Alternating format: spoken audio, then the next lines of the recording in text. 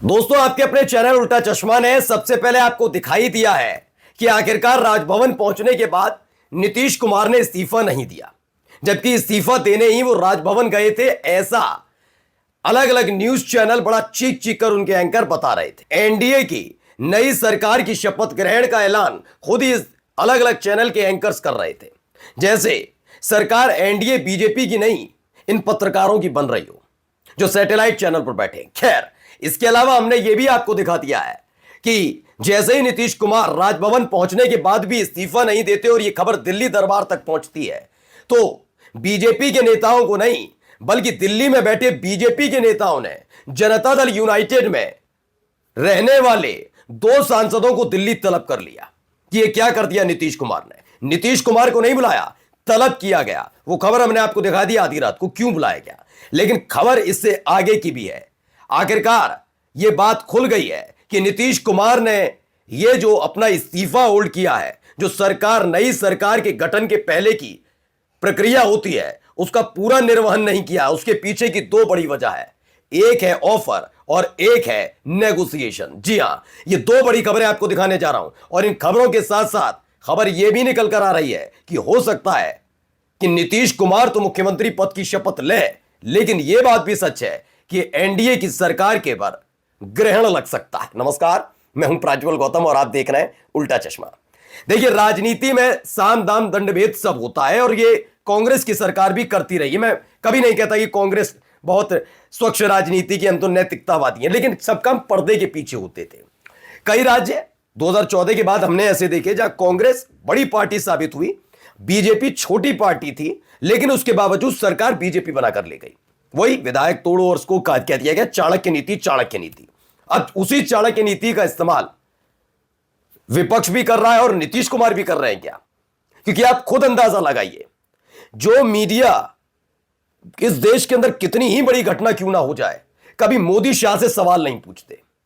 Train दुर्घटना हो जाए, यहां पर मोरबी में जो हुआ था पुल गिर जाए तो सवाल ना पूछें, पहलगाम आतंकी हमला हो जाए तो राष्ट्रीय सुरक्षा का तो मसला है, लेकिन मोदी शाह से सवाल ना पूछा जाए, कोई नहीं पूछता गोदी मीडिया। वही गोदी मीडिया के तमाम एंकर अब जरा एक बात बताएंगे, नीतीश कुमार तो भैया बीजेपी के साथ है ना, एनडीए के साथ, फिर भी उनको मानसिक रूप से अस्वस्थ बताने में तुले हुए थे। मैं बहुत दिनों से कह रहा हूं कि नीतीश कुमार को कोई हल्के में ले, वो सबसे ज्यादा नादान व्यक्ति है, कोई भी हो, बहुत हल्के में ले रहे थे। अरे भाई, जेपी आंदोलन से निकले हुए एक व्यक्ति जिन्होंने कई दशक बिता दिए, यह तथाकथित चाणक्य बनने से नहीं होता, आंधी तूफान जलजला वाली कहानियों से नहीं होता, मगरमच्छ वाली कहानियों से नहीं होता। राजनीति राजनीति होती है और उसमें मजना बहुत जरूरी है। नीतीश कुमार लंबे समय से इस पर नजर गड़ाकर बैठे थे। महाराष्ट्र वाले खेल के बाद उनको यहां पर भी नजर थी, उनको पता था खेल किया जा सकता है, इसलिए आखिरी वाले जो पासा फेंकना बाकी था वो फेंक दिया। पहले पासा क्या फेंका, पहले पढ़िए। राज्यपाल से मिले लेकिन नीतीश कुमार ने इस्तीफा नहीं सौंपा। पहले पूरा घटनाक्रम बताता हूं होता क्या है। किसी राज्य में चुनाव हो, सत्ताधारी पार्टी हो या फिर गठबंधन हो, अगर वो भी चुनाव जीतता है तो पहले इस्तीफा देना होता है। कैबिनेट की बैठक में मंत्रिमंडल भंग करना, और उसके बाद जब जाते हैं राज्यपाल के पास राजभवन, तो कैबिनेट भंग करने की तो जानकारी दी जाती है, इसके साथ साथ इस्तीफा देता है मुखिया सरकार का यानी मुख्यमंत्री, और उसके साथ साथ एक दिन बाद या उसी समय भी एक लिस्ट भी थमाई जाती है, ये लिस्ट है, ये मुख्यमंत्री होंगे, ये कैबिनेट मंत्री होंगे, ये स्वतंत्र प्रभार, ये राज्य मंत्री होंगे, और फिर उसके बाद राज्यपाल के पाले में चली जाती है गेंद। राज्यपाल तय करते हैं कि कब होगी शपथ ग्रहण समारोह, कब उसका तय वो कर देते हैं, ठीक है। लेकिन ये हुआ क्या, राजभवन जाने से पहले नीतीश कुमार ने कैबिनेट बैठक बुलाई। कैबिनेट बैठक में सारे मंत्री पहुंचे, जिसमें सम्राट चौधरी और विजय सिन्हा ज्यादा उत्साहित थे। कैबिनेट की बैठक में फैसला क्या लिया गया कि मंत्रिमंडल बर्खास्त कर दिया जाए, भंग कर दिया गया। राजभवन पहुंचे सम्राट चौधरी, विजय सिन्हा भी पहुंच गए, लेकिन सख्ते में तब आ गए केवल विधानसभा या कैबिनेट भंग करने वाली जो कहानी थी, मंत्रिमंडल भंग करने वाली कहानी थी, सिर्फ उसकी जानकारी थी। उन्होंने कहा आप देंगे इस्तीफा, आप देंगे इस्तीफा, आप देंगे, नहीं दिया और लौट आए। यह जानकारी फौरन पहुंचाई गई। इस जानकारी के बीच ही एक खबर और निकल कर आई। यह देखिए, करारी हार के बावजूद बिहार में सरकार बनाना चाहती है कांग्रेस, शपथ से पहले नीतीश कुमार को दिया ऑफर। मसला यह नहीं है कि नीतीश कुमार ये ऑफर स्वीकार करेंगे नहीं करेंगे, इस समय नीतीश कुमार के हाथों में, दोनों हाथों में लड्डू है। चुनाव से पहले जिस जनता दल यूनाइटेड के खत्म होने की आशंकाएं जताई जा रही थी वो इस चुनाव में अब किसी भी तरीके से उभरी हो, लेकिन इस तरह से बहुत उभर गई है कि जो मोदी के नेतृत्व में ये बिहार जीता, एनडीए किया, वही बीजेपी फंसी हुई है और सारा खेल अब नीतीश कुमार के इर्द गिर्द है, सारा खेल। अब जैसे ही जानकारी दिल्ली दरबार वाले नेताओं को मिली, एक तो इस्तीफा नहीं दिया, मंत्रिमंडल बर्खास्त कर दिया, भंग कर दिया पूरी तरह से, यानी अब सम्राट चौधरी और विजय सिन्हा भी डिप्टी सीएम नहीं है, कोई मंत्री नहीं है उनके आसपास। अगर नीतीश कुमार इस्तीफा दे देते तो फिर राज्यपाल के हाथ में गेंद होती, लेकिन ऐसा हुआ नहीं। किसके हाथ में? अब नीतीश कुमार के हाथ में आज भी है। वैसे तो अगर इस्तीफा भी दे देंगे तो कार्यकारी मुख्यमंत्री के तौर पर रहते, लेकिन अब आधिकारिक इस समय है, वो अपनी पावर के हिसाब से किसी को भी उप मुख्यमंत्री, किसी को भी मंत्री अभी भी बना सकते हैं, जब तक शपथ ग्रहण नहीं होता नई सरकार का। ठीक है, तो अब वो गठबंधन भी बदल सकते हैं, क्योंकि कांग्रेस ने ऑफर दिया तो तुरंत ही, जो फर्स्ट बिहार झारखंड की खबर है उसको पढ़िएगा, शब्दावली समझ जाएंगे, जिससे कि बेचैनी दिल्ली में कितनी है। कैसे? पढ़िए। बीजेपी ने केंद्रीय मंत्री ललन सिंह और संजय झा को दिल्ली तलब किया। अगर क्या होता है, गठबंधन में एक दूसरे को एक तो सम्मान दिया जाता है पहला, और सम्मान देने के साथ साथ जब ऐसी स्थिति होती है कि जिन नेताओं के बिना हमारी सरकार नहीं बन पाएगी, तो अति सम्मान देना पड़ता है, होता है नहीं होता।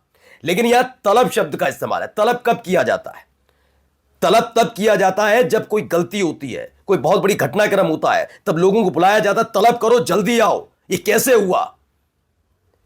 और गठबंधन के लोगों को बीजेपी बुलाएगी। बीजेपी ने केंद्रीय मंत्री ललन सिंह और संजय झा को दिल्ली तलब किया है। सरकार के गठन से पहले बीजेपी ने उन्हें बुलाने के लिए बकायदा चार्टर्ड प्लेन बुक किया कि भेजो, इन दोनों को लेकर आओ। इसी काम के लिए तो रखे गए थे। संजय झा के बारे में क्या है, सब पता लग गया है। चुनाव से पहले बीजेपी जेडीयू के पूर्व सांसदों ने इस्तीफा भी दिया और उन्होंने पोल खोली थी।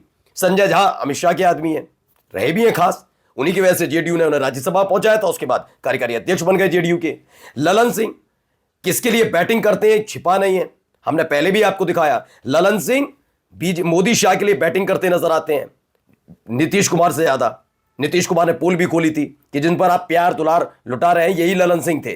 जब बीजेपी से हटकर हमने तेजस्वी के साथ गए थे तो भाई साहब नहीं, आपसे हमारे संबंध तोड़वाए थे, ये नीतीश कुमार समझते। अब इन दोनों को तलब कर लिया गया। खबर है कि हलचल भी है और डांट भी पड़ रही है इन पर कि यही काम के लिए, इसी काम के लिए तो तुम्हें इतनी तवज्जो दे रहे थे हम, और कर क्या दिया तुम लोगों ने? ये तक नहीं देख पाए नीतीश कुमार क्या करने जा रहे हैं। यह हुआ। दरअसल ये सारा का सारा डर इस बात का भी है, नीतीश कुमार एनडीए के बैनर तले मुख्यमंत्री होंगे, एनडीए का नेतृत्व करके मुख्यमंत्री बनेंगे नहीं बनेंगे, यह कहानी नहीं है।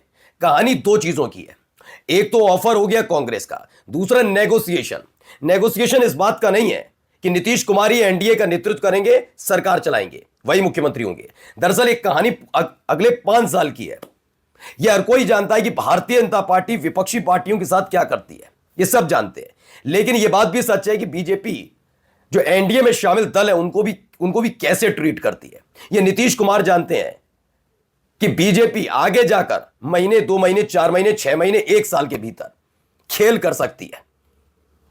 जनता दल यूनाइटेड के विधायकों को तोड़ा जा सकता है, बहुत आसान है, इतना समय भी मिलेगा। अब अभी समय नहीं है ना उनके पास, 1-2 दिन में शपथ ग्रहण करवानी है, शपथ लेनी है, तो वो क्या करा जाए। तो अभी तो मान जाएंगे नीतीश के नाम पर, लेकिन नीतीश के नाम पर तय रहेंगे, ये बहुत मुश्किल है। और कई विधायक तोड़कर जेडीयू के अपने साथ मिलाए और फिर नीतीश की कुर्सी भी गई और जेडीयू भी गई। इसलिए नीतीश कुमार पहले आश्वस्त होना चाहते हैं कि मैं इस्तीफा तो दे दूंगा, लेकिन दूंगा तो तब ना जब आप ये तय करेंगे कि मैं ही मुख्यमंत्री रहूंगा और लंबे समय। देखिए एबीपी न्यूज की इसमें खबर भी है, उन्होंने ही लिख दिया जो हम पहले भी बता चुके हैं, नीतीश कुमार ने इस डर की वजह से राज्यपाल को नहीं दिया सौंपा इस्तीफा। क्या डर है? देखिए, अब माना जा रहा है कि नीतीश कुमार को इस बात का डर है कि कहीं बीजेपी 19 नवंबर को होने वाली विधायक दल की बैठक में किसी और नेता के नाम पर मोहर लगाते उन्हें साइड न कर दे। इसलिए नीतीश कुमार ने 19 नवंबर तक इस्तीफे को टाल दिया है। 19 नवंबर तक। मैं तो कहता हूं कि एनडीए का जो शपथ ग्रहण समारोह कार्यक्रम है उस पर ग्रहण ना लग जाए, कहीं ऐसा ना हो कि विधायक दल की बैठक पर भी ग्रहण लग जाए। आज की रात बड़ी भारी होने वाली है एनडीए पर। नमस्कार।